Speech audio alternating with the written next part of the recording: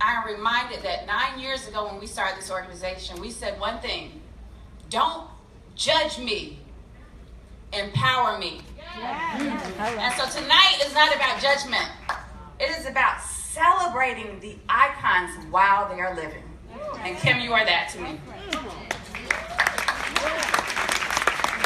Let's give Valeisha a hand and give all of these founders a hand. Christy, Lauren, Sabrina, WEEN, and all of you beautiful women here, sisters, you know, in the movement, because you are moving. You're moving this industry, you're transforming it, you're making change. That's why I'm so proud of my dear friend, my little sister, my confidant, my argue partner, Kimberly Jones, Miss Lil Kim. And please give me a little bit of your time. I promise I won't be long, but we waited a long time. I was here early, so. In solidarity, I just want to have a small conversation. And I want to keep it real and be truthful. Earlier, Angela, you mentioned some of my clients. Of course, Michael Jackson, and many of you know Prince, who was really my kind of rocket ship and my affirmative action as an African-American attorney in this business, transforming the lives of our people. I think both of them had tremendous accolades, but upon their death, I think we started to really feel how much of a loss we had. And with Prince, if you're really being honest, in addition to his genius, if you go back, Prince was the first one who had Tipper Gore come out with the parental advisory sticker after her daughter bought the record, Purple Rain. Y'all remember that? For y'all youngins, the millennials, what I'm trying to say is that the albums never were stickered before to separate the type of content from adult content to general public content. And there is a difference, right? And we as parents and we as elders and grown folks, we're supposed to distinguish those. But back then, Prince was very controversial. He remained controversial. And his music led to, I think, a warning sign in music lyrics called parental advisory. I say that because, let's keep it real, we know that Lil Kim has been controversial. But what you may or may not know are the things I'm going to talk about next, if you know Lil Kim. But just close your eyes and think about the year. It must have been, what, 1990? No, 4, 5, 4, 3, 4, and 5. Hip hop went west. You know, and it went west hard. It went west with the gangster rap. And they took it with the movement, and the music was fantastic. The lyrics challenged many of us. I'm a black nationalist, so I'm just, again, keeping it real. It challenged many of us. And then all of a sudden, East Coast lost its way, and they were trying to bring it back. And then there were a group of people who just started trying to creatively bring it back. But the lyrics went west. Now, music is always a reflection of what's happening in the community and how we actually govern the social, political, and economic conditions of our people at that time. But it went west, and then it got real hard. And then it started to come back with the East Coast. But it was still hard. You didn't see many women in the game at all. This was not only a male sport, it was just disrespectfully male. It was unapologetically unfair. It was crazy. And then you started seeing people like Biggie and Craig Mack. And then you had some bright lights in that from a content perspective like Nas and others. But you started to see it coming back to the East Coast. And then amongst these lights, there was a young woman out of Brooklyn that was down with a crew. And they wanted to say, well, who is she? One of the things you couldn't deny was that voice and that energy and that look and that beauty that she had, that she brought to the game, and that style and that fashion. You know, we know the story. Big discovered Kim. She was in, the department stores. She was in fashion. She was stylish. She knew how to put her things together. And then she came through and she started to challenge these men around what she needed, what she demanded, what she must have in order to actually perform with them, to record with them. And she actually became a phenomenon. That's the music. You all know the music. You either love it or you don't, but put it this way, the Grammys and every other award show has celebrated the music. I want to talk about the friend. The friend that even a Christian black nationalist just can't get over this woman. I just can't get over this woman. I see my BET friends. Y'all know we did Countdown to Lockdown. Thank you. Let's give BET a award. That was the first reality show that went #1. Let's be clear about that. Countdown to Lockdown was the first reality show went #1 on all the charts. Lil Kim's going to prison. Why did she go to prison? And it's for the first thing I was going to say. She's just lovingly loyal. I mean lovingly loyal, not just stupidly loyal. Lovingly loyal. When you look at the decisions she's made, good or bad, that came from a place of love. Brilliant or misguided, came from a place of love. Lovingly loyal. We know she went to prison. We know if you followed her, you followed the trial. I was there every single day. You followed the trial. It's just amazing, but she's just a lovingly loyal person. And I was captivated by that love. I'm also captivated by her humor. If you know her, she's just like the funniest. She's the greatest. As soon as you see her, like, she's the hardest, most edgiest person on one hand, and then the most giddiest, funniest, softest person on the other hand. And it's just like very intoxicating. Like, it's like, who are you? She's Lil Kim. People love, if you know Lil Kim, you love Lil Kim. It's just period. If you meet Lil Kim, you're not gonna not love Lil Kim. There's nothing about Lil Kim that you don't love. If you don't love Lil Kim, something's wrong with you. If you know her. Strong, strong, strong, strong. Strong and committed. I remember a story where we were shooting.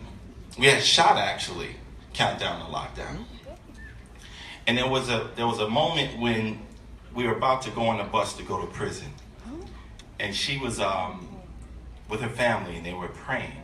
And they had a prayer moment. It was a very serious prayer moment, and her mother fainted in the middle of the prayer moment.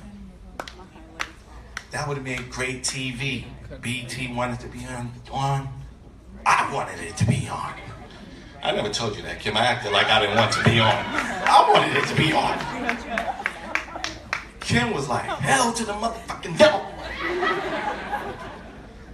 That is not going in that show. She was in prison. I'm like, but you're in prison. You're incarcerated right now. What do you want me to do? We had her get on the phone from the prison. She called the warden. She got on from the prison. We called everybody. We called Connie. We called Tracy. We called Deborah Lee. We called everybody. And in their kind of considerate manner and respectful manner, BET respectfully pulled that scene out of the show. But she kind of turned the whole prison upside down. And I was so worried about Kim when she was in prison, but when I went back to the prisons, Kim had it all locked in. Not because she was a superstar icon, but she's just a very sweetheart, loving person. So to know Lil Kim is to love Lil Kim. She's the epitome of the word icon. Icon, she's monumental. She's extraordinary. And like Prince, you know, when he started his journey, and I'm not trying to make a direct comparison, but you know, Psalm 75, verse 7, but God is the judge. None of us are judges. And the journey is not completed. So I want to say, come on up, my little sister, and I want all of y'all, while she's here, while we can, please just stand up for someone who we all know. She's like our little sister. We all in her life, in her business. Let's give a big, warm welcome to the incomparable Lil Kim. As one of the most groundbreaking and daring artists of our generation, Lil Kim has blazed the trail for women MCs. Her hard-hitting lyrics and willingness to push boundaries set the tone for women to be unapologetically empowered. Born and raised in Brooklyn, Kim's body of work is a mainstay in music culture. Kim released her first album, Hardcore, in 1996, which went double platinum. Kim sold 15 million albums and 30 million singles worldwide, marking her place in music history. Nothing make a woman feel better. The brothers and I'm a better, but the legends and mad cheddar. From there, Kim released 2 additional albums, The Notorious K.I.N. and La Bella Mafia, which both went certified platinum. Her single, Lady Marmalade, not only won a Grammy, but hit #1 on the Billboard Hot 100 chart, making her the first female rapper to have a #1 song on the Hot 100. In 2014, Kim made Billboard's list of the 31 female rappers who changed hip-hop. Like a wrestler, another knock under my belt. The embezzler, chrome treasurer, the UNO competitor. I'm 10 steps ahead of you, I'm a leader. In addition, she has been a consistent supporter of the Children United Nations program, a program that provides stable mentors to youth in foster care.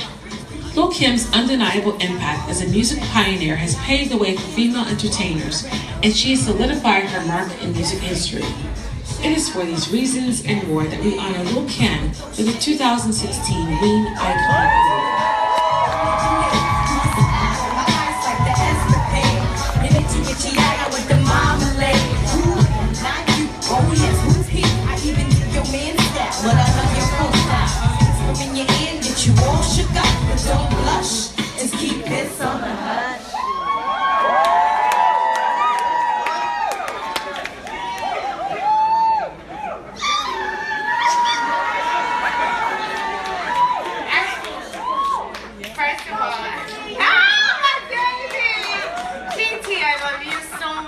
And Londell, that speech was beautiful. It's beautiful. I don't know what I would have done sometimes without this man in my life, but I want to start by saying that I have received many awards, and many awards that I have been super excited about. I mean, like, I can't to this day believe that I received that award. But there's something so special about receiving an award that a group of women got together to give you. Okay, that's really special. And Valeisha, I love you so much for even making the decision, you guys. Everyone who was behind the decision to give me this award. I was excited from the moment I heard about it. And, you know, I do this for my fans because they love me unconditionally. And I just remember saying, wow, you know, when I couldn't even go get my nails done anymore, and I'm like, me? Like, what? I don't, it's just a blessing to this day.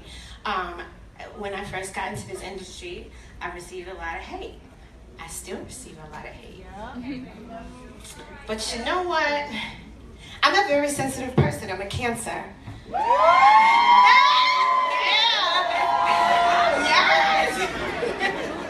And so it used to bother me, but you know what? Every time I talk to God, he used to say, honey, let them keep hating. And he let me know that no matter how much they hate, they cannot stop what he has for me.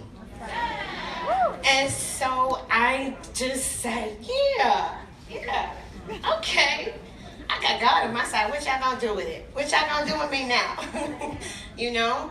And so as I started to move in the industry, I came up with a couple of women that are in this room right now, Megan Good and Tiana Taylor. And I was the big sister. And when I met Tiana, she was so clatchet. I said, Dad, she reminds me of me. And I love you. And I just like, when she honored me, it just, I'm looking at her like, did she just do me better than me? She did that. You did that, boo. And I, from the moment I met you years ago, when we talked, and you was like, you're my favorite rapper, and you were there with your mom. I said, people, you're misunderstood too. And I saw that, and people just did not, you know, give her props either. And so now that everything is going on with you, I'm so happy because you're so deserving. And the one thing that is always so good, and one thing I'm always so for, is embracing my women and uplifting my women. And believe me, if there's any stories, believe me, some shit happened that was not, you know, right? You know, so I just want to say that sitting there and listening to Mama Reed, I was like, why am I getting this award again? Because her speech was so moving. And so I'm going to say, I say all that to say this, you know, my daughter saved my life. So I can only imagine what Mama Reed has went through. So I do this for my fans. I do this for God because he told me, don't you give up and don't see what I have at the end for you. But now I do it for my daughter. And so I just want to thank all of you out here because all of you are someone's daughter, someone's son. And always remember, you know, we got to look at each other like that. We're someone's daughter before you disrespect them, before you got something bad to say, you know? So thank you for being here and listening to me talk to you. I love you guys. Thank you. Londell, I love you.